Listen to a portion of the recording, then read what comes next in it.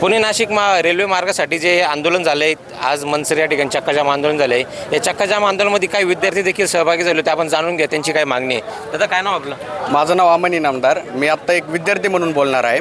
अजूनपर्यंत विद्यार्थी आणि युवक वर्गामध्ये ह्या रेल्वे मार्गाचं महत्त्व त्यांना पटलेलं नाही. तर मी एक विद्यार्थी म्हणून बोलू इच्छितो. आंबेगाव तालुका आणि जुन्नर तालुक्यातले बरेचसे विद्यार्थी काही पुणे येथे शिक्षणासाठी स्थायिक आहेत, तर काही नाशिक येथे शिक्षणासाठी स्थायिक आहेत. तर त्यांना जाण्यासाठी आजपर्यंत रस्ता हाच एक मार्ग आहे. त्यात सगळ्यांना माहीत आहे चाकणला होणारं ट्रॅफिक.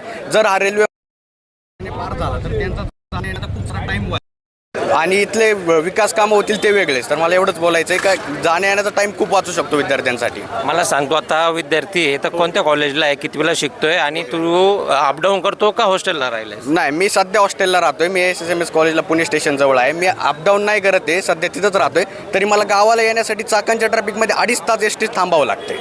समजा उद्या रेल्वे मार्ग झाला तर तू डेली अपडाऊन तू घरापासून करू शकतो. हा पण माझ्यासाठी एक मार्ग उपलब्ध होईल का मी डेली अपडाऊन पण करू शकतो.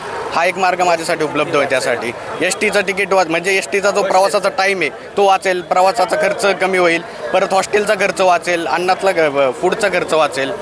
आणि आपले जे ग्रामीण भागातले जे गरीब विद्यार्थी आहेत त्यांना उच्च शिक्षणासाठी जाता येईल शहरापर्यंत. हो, जाता येईल ना. त्यांना पुणे नाशिक दोन्हीकडे जाता येईल. नाशिकला आता मेडिकल कॉलेज आहेत बरेच, त्यांना तो मार्ग जाण्या येण्याच्या प्रॉब्लेममुळे बरेचसे जण हॉस्टेलला राहतात, तर ते डेली करू शकतात. असे बरेचसे जण आहेत. दादा, काय नाव? माझं नाव विवेक पडवळ. विवेक, आता तू आंदोलनात सहभागी झालाय, काय प्रमुख मागणी? नाही, मी स्थानिक म्हणून इथंच राहतो. म्हणजे माझं गाव माळुंगे पडवळ आहे. पण माझी एक रेल्वेसाठी अशी मागणी असेल की महागाईमुळं आज एक नोकरदाराला समजा जर पुण्यात त्याचं येण्याजाण्याची सोय नसल्यामुळे कुटुंब घेऊन राहावं लागतं. त्याला काय तिथं रूम भाडे असेल, तिथं व्हेजिटेबल पूर्ण मागायला तो कंटाळलेला आहे. जर रेल्वे झाली तर मार्ग सोपं होईल, रोज येऊन जाऊन करता येईल. आणि मेन मुद्दा म्हणजे आमचे गतवर्षीचे खासदार म्हणजे आढळराव पाटील आणि आता जे कोणी गेली 15-20 वर्ष चाकणचा ट्रॅफिकचा प्रॉब्लेम याला सुटत नाही. जर तो कदाचित प्रॉब्लेम सुटला असता तर आमचा येण्या जाण्याचा मार्ग तरी मोकळा झाला असता.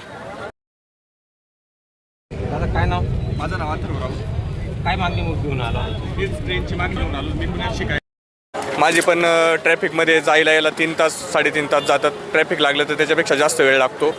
रेल्वेची मागणीच आहे माझी पण. रेल्वे झाली तर तुला काय फायदा येईल? वैयक्तिक तुला काय फायदा होईल? वैयक्तिक मला रोज अपडाऊन करता येईल. माझ्यासोबतचे मित्र आहे, त्यांना जॉबला जायला लागतं पुण्याला, त्यांचं अपडाऊन होईल. कॉलेजला मित्र आहे त्यांचं पण तसंच होईल. तिकडला खर्च वाचेल, पुण्यातला राहायचा खर्च, खायचा खर्च वाचेल. आता तर तुमच्याकडं तुम्ही आता विद्यार्थी JNG म्हणून पाहिलं जातं. तुम्ही ह्या विषयाकडे बघत असताना तुम्हाला काय वाटतं? तंत्रज्ञान एवढं पुढे गेलेलं आहे, जर काही अडचण रस्त्यामध्ये येत होती तर त्याला काही पर्यायी मार्ग काढण्याचा ऐवजी तो रद्दच करणे हे कितपत योग्य वाटतं? नाही, हे अयोग्य आहे. यांनी म्हणजे रोड तरी केला पाहिजे चांगला. आता चाकणचं ट्रॅफिक तुम्ही बघताच आहे, 2-2, 2.5 तास ट्रॅफिक लागतं तिथं. चाकणचा प्रश्न आहे. परत पुढे भोसरी मोशी तिथे पण ट्रॅफिक लागतं. तो पण म्हणजे रोडचं तरी यांनी केलं पाहिजे लवकरात लवकर. आंबेगाव तालुक्याचे तुम्ही रहिवासी, आपल्या भागात MIDC झोन ग्रीन झोन असल्यामुळे येऊ शकत नाही. आणि जर रेल्वे झाली तर आपल्याकडे पर्यटन वाढन, आपल्याकडे उद्योगधंद्याला चालना मिळेल. मग हे सगळं तुमच्यासारख्या विद्यार्थ्यांना कळतं, युवकांना कळतं, मग हे लोकप्रतिनिधींना का कळत नाही? आता नक्कीच काहीतरी त्यांना अडचणी असतील पुढं, त्यामुळे ते करू शकत नसतील. आज काहीतरी असेल. दादा, काय नाव? यादव चासकर.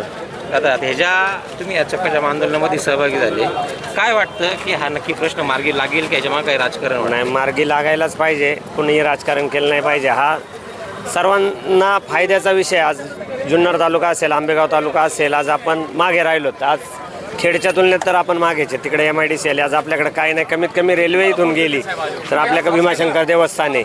त्याच्यानंतर इथं काही उद्योगाला चालना भेटेल. जी काही मुलं पुण्याला जातात कामाधंद्याच्या निमित्ताने त्यांना जाण्यासाठी साधन होईल.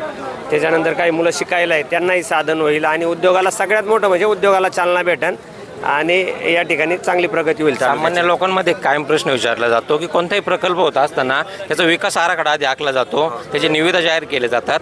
पण हा जो प्रकल्प आहे तो अर्ध्या रात्रीत रद्द होतो आणि पुनतांबा मार्गे जाहीर होतो. ह्याच्यामागे नक्की काय वाटतं? हे पाय, यामध्ये ना सगळ्यात पहिलं सांगायचं झालं तर लोकप्रतिनिधींचं अपयश आहे. ते अपयश कसं आहे? आज खासदार असतील, आमदार असतील, आज खासदारांची भूमिका आहे का? खासदारांनी आज केंद्रात येते तर त्यांनी केंद्रात चांगल्या पद्धतीने हा मुद्दा लावून धरला पाहिजे. आज पहिले खासदार असतील, आत्ताचे खासदार असतील, हे तेवढे बाजू मांडण्यासाठी सक्षम दिसले नाही.